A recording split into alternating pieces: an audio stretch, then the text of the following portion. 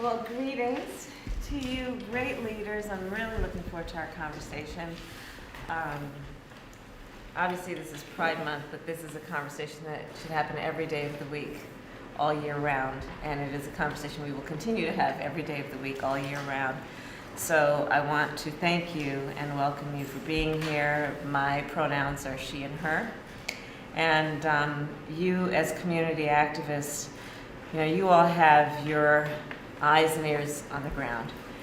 As you know, I have been working on the issues of equality, of fairness, justice for a very long time. I am a long-standing ally of the community, and there is still so much work to be done. And so I've asked you to join me at this table in the ceremonial office of the Office of Vice President of the United States, so I can hear from you. And this is one of many conversations that we will have. But as we look at this movement, we've come a long way, but there's still so much work to be done. We know that we have the Equality Act that we need to get passed. We know the issue in terms of the experiences our transgender youth are having around the country. We know, and I can go on and on down the list, that we still don't have full rights when it comes to employment, housing, things of that nature. So there's a lot of work to be done. And the President and I are very committed to always standing as allies, but as part of this movement. And that is why you probably know from the very earliest days of our administration, the President signed executive orders establishing exactly where we stand and also where we are prepared to stand in terms of action as it relates to equality, as it relates to fairness. So we'll get into the specifics, but the work that I've done, it goes back to when I was the district attorney of San Francisco, and I established a hate crimes unit, and then established in our victim services division a particular subdivision that was focused on LGBTQ survivors, understanding that we wanted to do that in a way that no one would be treated without respect and dignity, and with judgment, that no one would be treated badly. As you probably know, when I was district attorney of San Francisco, I created and then hosted the first trans-panic defense training, which was to train prosecutors around the country on how to defeat the trans-panic defense.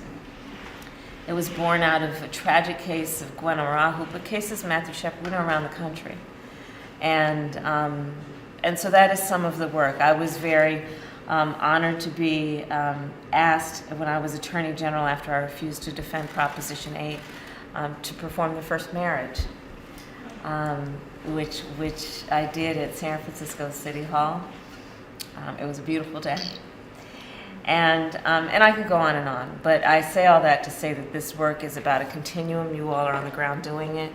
We've had great celebrations, and we also know the struggle that so many are still facing. And so that's why I've asked you to be here, including that this year alone, there were 250 anti-LGBTQ bills around the country, and including prohibiting transgender youth from receiving medical care and participating in sports, the prohibition on transgender people being able to access a restroom, voter rights, in addition to nearly 400 anti-voter bills that are popping up in various states in our country.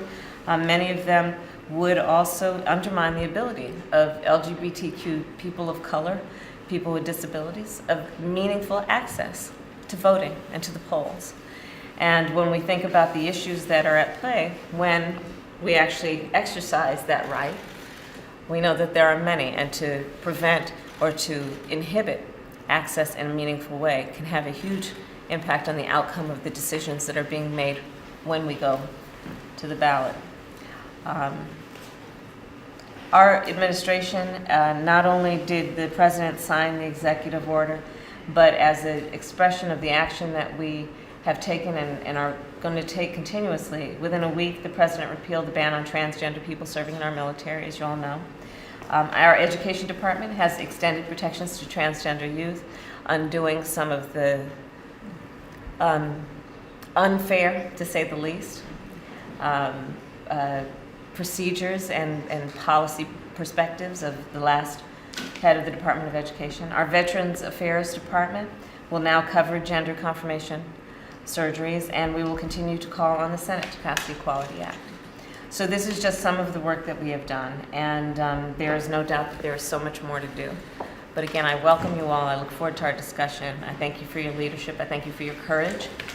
You are the voices of so many who probably have never walked into this room, and over the course of time probably weren't thought to be invited into this room. But this is an important conversation that we're going to have today, as one of many conversations we have as we fight for equality and fairness for all people. So with that, I thank you all for being here. Okay, thank you. Thank you.